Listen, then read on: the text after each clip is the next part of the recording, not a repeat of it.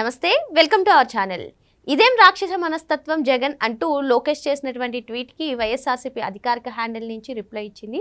మరి నీ చరిత్ర, నీ తండ్రి చంద్రబాబు చరిత్ర ప్రజలకు తెలియదనుకుంటున్నావా అంటూ వైఎస్ఆర్సీపీలో అధికారిక హ్యాండిల్లో చేసినటువంటి ట్వీట్ని ఎలా చూడాలి తెలుసుకునే ప్రయత్నం చేద్దాం. దీన్ని విశ్లేషించేందుకు మనతో పాటుగా ఉన్నారు తెలుగుదేశం పార్టీ అధికార ప్రతినిధి సూర్యదేవర లత గారు. నమస్తే మేడం. నమస్తే మేడం, ఆల్రెడీ మనం లోకేష్ గారు చేసినటువంటి ట్వీట్ గురించి నిన్న మాట్లాడుకున్నాం. మళ్ళీ లోకేష్ గారి ట్వీట్ పైన వైసీపీ అధికారిక హ్యాండిల్లో వచ్చినటువంటి ట్వీట్ని ఎలా చూడాలంటారు? లోకేష్, నీ చరిత్ర, మీ నాన్న చంద్రబాబు చరిత్ర ప్రజలకు తెలియదు అనుకుంటున్నావా? మీ మేనత్తలు ఎవరో నీకు తెలుసా? ఏ రోజైనా ఇంటికి పిలిచి పట్టెడు అన్నం పెట్టావా? ఏ రోజైనా ఇంటికి పిలిచి ఒక జత బట్టలు పెట్టావా? వారి యోగక్షేమాల గురించి ఏమైనా ఆరా తీసావా? మీ బాబాయ్ రామూర్తి నాయుడు ఎందుకు గొలుసులతో కట్టేశారు? మీ నానమ్మ చనిపోతే మీ నాన్న ఎందుకు తలకొరివి కూడా పెట్టలేదు? లోకేష్, నువ్వు ఒకటి అంటే మేము 10 అనగలం. ఇకపై అయినా ఒళ్ళు దగ్గర పెట్టుకుని మాట్లాడు. ఈ ట్వీట్ని ఎలా చూడాలంటారు? జగన్మోహన్ రెడ్డికి ఎట్లా ఉందంటే ఏదో ఒకటి ఎతికి అవతలాల మీద బురద చల్లాలి అనే ఒక ఆలోచనతోనే ఉన్నాడే కానీ ఎక్కడ దాన్ని మాట్లాడేది మనం ఏది కరెక్టో నిజం అనేది కూడా ఆయనకి తెలియట్లేదు. అంటే ఇక్కడ ఒక మాట బాబు గారు ఏదైతే తలకొరువు పెట్టలేదు అని మాట్లాడిన మాట ఎంత అవాస్తవం. ఎందుకంటే ఎప్పుడు కూడా సాంప్రదాయం, హిందూ సాంప్రదాయం ప్రకారం అయితే చిన్న కొడుకు తల్లికి తలకొరువు పెడతారనేది మామూలుగా ఎప్పుడు అది జరుగుతున్న సాంప్రదాయం. కానీ ఇక్కడ ఏ విధంగా పెద్ద కొడుకు అవుతారు, నారా చంద్రబాబు నాయుడు గారు పెద్ద కొడుకు అవుతారు. కానీ చిన్న కొడుకు పెట్టాల్సిన చోట పెద్ద కొడుకు పెట్టలేదని చెప్పి వీళ్ళ సాంప్రదాయాలను మారుస్తారా? అది ఎంతవరకు కరెక్టు? వీళ్ళకి ఇప్పుడు వాళ్ళకి తెలియదు హిందూ మతంలో ఎలాంటి సంప్రదాయాలు ఉంటాయి ఏంటనేది జగన్మోహన్ రెడ్డి గారికి తెలియదు. ఇంకా ఆ బ్యాచ్కి కూడా తెలియదా? ఏదంటే అది మాట్లాడేసేయటమైనా. ఇంకొక విషయం, ఇక్కడ వాళ్ళకి కళ్ళు ఉన్నాయో లేవో, ఉండి లేకుండా మాట్లాడుతున్నారో కూడా మనకు అర్థం కావట్లా.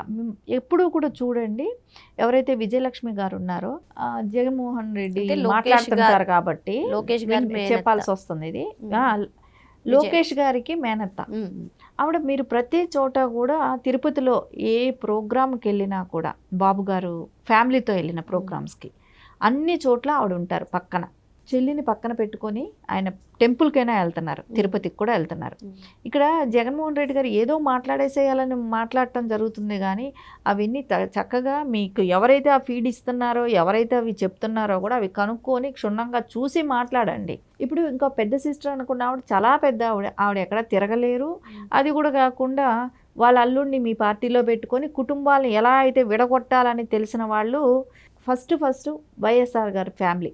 ఎందుకంటే మనం గతంలో కూడా చూస్తే రామూర్తి నాయుడు గారిని కానివ్వండి ఫ్యామిలీ నుంచి విడగొట్టి కాంగ్రెస్లో తీసుకోవటం, రామూర్తి నాయుడు గారితో మాట్లాడించటం, బాబు గారిని కానివ్వండి వ్యతిరేకంగా ఆ రోజున తెలుగుదేశం పార్టీని మాట్లాడించటం, సీట్ ఇప్పించటం, గెలిపించుకోవటం, ఇవన్నీ ఎందుకు చేశారు అంటే ఓన్లీ చంద్రబాబు నాయుడు గారి మీద ఉన్న కక్షతో కుటుంబాల్లో కూడా విడదీయటం, ఆ అవకాశాన్ని ఎప్పుడూ అందిపుచ్చుకోవటం. ఇప్పుడు ఈ రోజున మనకు తెలుసు నాని వాళ్ళు వచ్చి యాక్చువల్లీ వాళ్ళ కూతురు ఈ రోజున జూనియర్ ఎన్టీఆర్ నాని నరేంద్ర గారి వాళ్ళ కూతురే జూనియర్ ఎన్టీఆర్ గారి భార్య. వాళ్ళ అమ్మమ్మే బాబు గారికి సిస్టర్ అవుతారు. యాక్చువల్లీ పెద్ద వయసు అయిపోయింది కానీ ఆవిడని కూడా రానివ్వకుండా కట్టుదిట్టం చేసి కుటుంబంలో గొడవలు పెట్టించేది ఎవరు? వాళ్ళతో కూడా ప్రెస్ మీట్లు పెట్టించి నాని వాళ్ళతో కూడా ప్రెస్ మీట్లు పెట్టించి బాబు గారిని మాట్లాడిచ్చారు. అంటే చుట్టాలతో కూడా చేపిస్తున్నాం, గొడవలు పెడుతున్నాం. కానీ ఇక్కడ బాబు గారు ఏ రోజు నీ కుటుంబంలో ఎన్నో అవకాశాలు వచ్చాయి. యాక్చువల్లీ భారతిరెడ్డి గారు కేసు పెట్టిన దగ్గర నుంచి, పంజాగుట్ట పోలీస్ స్టేషన్లో కేసు పెట్టే దగ్గర నుంచి అప్పుడు ఆయన సీఎంగా ఉన్నారు, ఏ రోజు అది వాడుకోవాలి. ఇంకా వాళ్ళ దగ్గర కుటుంబ సభ్యులైనా ఇప్పుడు పేరు తీయటం అనవసరం కాబట్టి చెప్పదలుచుకోలేదు. అతను ఫారెన్ ఎక్స్చేంజ్ మనీతో కేసులో ఇరుక్కుంటే కూడా అప్పుడు కూడా అతని పేరు బయట రానికుండా కాపాడారు. ఇవన్నీ ఎప్పుడు కూడా కుటుంబాన్ని చీల్చి రాజకీయాలు చేయాలనుకోలేదు నారా చంద్రబాబు నాయుడు గారు. నువ్వు కుటుంబ విలువలు తెలియని వ్యక్తి ఒక కుటుంబం గురించి మాట్లాడటం అనేది హాస్యాస్పదం. ఇక్కడ అసలు నువ్వు ఎవరికైనా ఫస్ట్ ఒకరికి ఎవరైనా ఇంపార్టెంట్ అనుకుంటే తల్లి, ఆ తల్లినే నువ్వు తరిమేశావు. ఆ తల్లిని ఇప్పుడు ఆ ఇంట్లో నుంచి కూడా తరిమేయటానికి ప్లాన్ చేస్తున్నావు.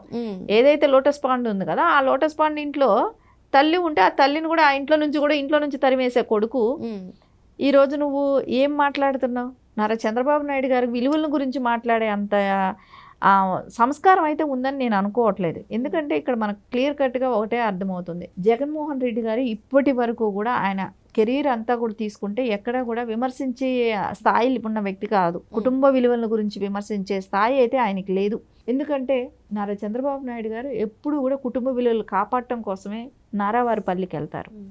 ఒక రోజంతా ఆ ఊర్లో ఉన్న చుట్టాలందరినీ కూడా పలకరిస్తారు. కానీ పలకరించటం వేరు, వాళ్ళకి రావాల్సిన వాళ్ళు మా వాళ్ళే కదా అని చెప్పేసి వాళ్ళని మీద బినామీలుగా ఆస్తులు పెట్టేసి అయితే అట్లాంటి పనులు ఎప్పుడు కూడా చేయలేదు. ఎందుకంటే ఓన్లీ రిలేషన్ వరకే ఉంటుంది.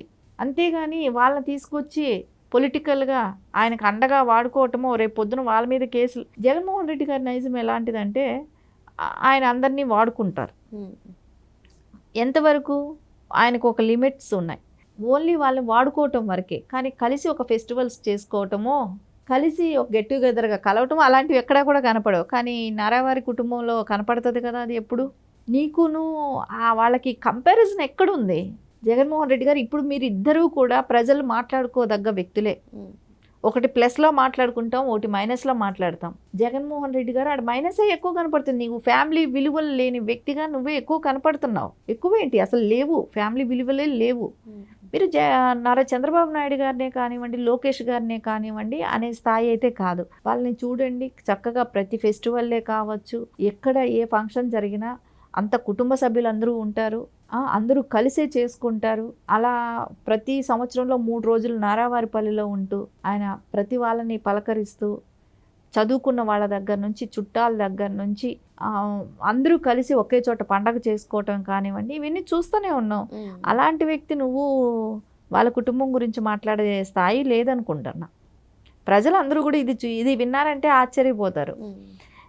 ఇప్పుడు మా గురించి కుటుంబ విలువలని గురించి మాట్లాడకండి అని అంటే మాట్లాడతారు. మాట్లాడకూడదు అనేది రూల్ ఏం లేదు. ఇప్పుడు ఒక రోల్ మోడల్గా ఉన్న వ్యక్తి కుటుంబ విలువల గురించి ఎవరైనా మాట్లాడతారు. ఇప్పుడు జగన్మోహన్ రెడ్డి గారి కుటుంబం గురించి మాట్లాడకండి అని అంబాటి రాంబాబు అన్నారని అంటే అది తప్పెట్లా అవుతుంది? మాట్లాడతారు, క్వశ్చన్ చేస్తారు. ఇది పబ్లిక్లో ఉన్నాం, పబ్లిక్ లైఫ్లోకి వచ్చినప్పుడు నువ్వు తప్పు చేస్తే తప్పని ఖండిస్తారు. నీ తల్లిని నువ్వు చూడట్లేదంటారు, నీ చెల్లిని నువ్వు చూడట్లేదంటారు, నీ వాళ్ళ మీద కేసులు వేస్తున్నావు అంటారు, వాళ్ళ ఇంట్లో నుంచి తరిమేయటానికి ప్రయత్నిస్తున్నావు అని అంటారు. అన్నీ చెప్తారు. అది నిజం కాబట్టి చెప్తారు. అక్కడ జరుగుతున్నవి కళ్ళకు కనపడుతున్నాయి కాబట్టి చెప్తారు. నువ్వు అది చేయలేదని చెప్పగలుగుతున్నావా? నేను నా తల్లిని బాగా చూసుకుంటున్నానని నువ్వు చెప్పగలుగుతున్నావా? నా తల్లి మీద నేను కేసులే లేదని నువ్వు చెప్పుకోగలుగుతున్నావా? కానీ అది చేయట్లేదు కదా. అది కాకుండా ఆ రోజు నాన్నమ్మకి ఏమైందంటే నాన్నమ్మకి జరిగింది ఏంటి లోకేష్ గారికైనా తెలుస్తుంది, ఎవరికైనా తెలిసే విషయం ఏంటి? చిన్న కొడుకు తల్లికి తొలకరువు పెట్టాలి, అది హిందూ సాంప్రదాయం వస్తుంది. నువ్వు మార్చి నారా చంద్రబాబు నాయుడు గారిని విమర్శించాలి కాబట్టి ఆయన పేరు అక్కడ వాడటం అనేది కరెక్ట్ కాదు. ఇవన్నీ విలువలు తెలిసిన వ్యక్తి మాట్లాడితే బాగుంటుంది. విలువలు తెలియని వ్యక్తులతో మాట్లాడిస్తే ఈ రోజున జగన్మోహన్ రెడ్డికి ఎవరి స్క్రిప్ట్ ఇస్తున్నారో ఏమో తెలియదు, కానీ ఇంకా అదే స్క్రిప్ట్ ఫాలో అవుతున్నట్టే కనపడుతుంది. ముందు ఆయన విలువలు కాపాడుకొని తర్వాత ఇంకో పార్టీని గురించి మాట్లాడమనండి. ఆయన ఫ్యామిలీని ఆయన చూసుకోవాలి ఫస్ట్. అది నేను కాదు, ఇంకా ప్రజలు ఎంతోమంది మాట్లాడతారు. మీడియాలో మాట్లాడే వాళ్ళు చాలా తక్కువ, ట్వీట్ చేసే వాళ్ళు చాలా తక్కువ %. కానీ జనాల్లో నిత్యం నానుతుంది కదా మాటలు. ఒక చిన్నాన్న చంపేస్తే ఇప్పటి వరకు దిక్కు దివానం లేదు, అసలు ఏమైందో ఆ కేసు తెలియదు. అది ఫ్యామిలీ జగన్మోహన్ రెడ్డి గారిది. నువ్వు ఈరోజు అలా మాట్లాడే లోకేష్ గారిని అనే స్థాయి ఎక్కడుందండి? ఆయనకి లోకేష్ గారిని మాట ఉచ్చరించే ఇది కూడా లేదు. లోకేష్ గారు ఈ రోజున మొన్న సంవత్సరీకం అయితే నారావారిపల్లిలో అంటే రామూర్తి నాయుడు గారిది. సో కుటుంబం అంతా కలిసి వెళ్ళి చేశారుగా. ఆయనకి హెల్త్ రీత్యా కొన్ని అనారోగ్య కారణాల వల్ల కొంచెం ఇంట్లో ఉండాల్సి వచ్చింది, అందుకని గొలుసులేసి కట్టేశారు. ఇవన్నీ అవాస్తవాలన్నీ కూడా వాస్తవాలు అన్నట్టు పోర్ట్రే చేయాలని చూస్తున్నారు. అంటే నీకు నువ్వు ఏవైతే బిహేవ్ చేసావో అవి ప్రజల మీదకి వాళ్ళు చేస్తున్నాడు. ఏదైతే నారావారి వాళ్ళ ఫ్యామిలీలో జరిగిందనేది నువ్వు పోర్ట్రే చేయాలని చూస్తున్నావు. ఇది ప్రజలకు తెలుసు. దానికి లోకేష్ గారికి ఎలాంటి సంబంధం అయినా ఉన్నాయా? వాళ్ళ బాబాయికి ఏ కార్యం చేయాలన్నా ఆయన చనిపోయినప్పుడు ఇనిషియేటివ్ తీసుకొని ముందుండి చేయటమే కానివ్వండి, ఆయనకి హెల్త్ బాగా లేకుండా చనిపోయినప్పుడే కానివ్వండి, ఆయన సంవత్సరీకంకి కానివ్వండి అక్కడ ముందు రోజే వెళ్ళి అక్కడ అరేంజ్మెంట్స్ చూసుకొని అక్కడ అన్ని కార్యక్రమాలు చేయటం కానివ్వండి, ఇవన్నీ చేశారు. మీది ఏమైంది? మీ ఫ్యామిలీలో మీ బాబాయ్ హత్యకి ఏమైంది? ఇప్పటి వరకు బాబాయ్ చనిపోతేనే పట్టించుకోలేదు, బాబాయ్ హత్య ఎట్లా జరిగిందనేది ఇప్పటి వరకు లేదు. సొంత తండ్రి రాజశేఖర్ రెడ్డి గారు చనిపోతే మొత్తం ఆంధ్రప్రదేశ్ అంతా ఏమయ్యారో ఎక్కడున్నారో ఏంటో తెలియలేదు, మిస్సింగ్ అయిందనేది. ఒక చోట పావురాలగుట్టలో అక్కడ ఆచూకీ దొరికింది అని చెప్పినప్పుడు అక్కడికి వెళ్ళాలనే ఫీలింగ్ కూడా నీకు లేకుండా నువ్వు సంతకాల సేకరణ చేశావు. మీరా విమర్శించేది?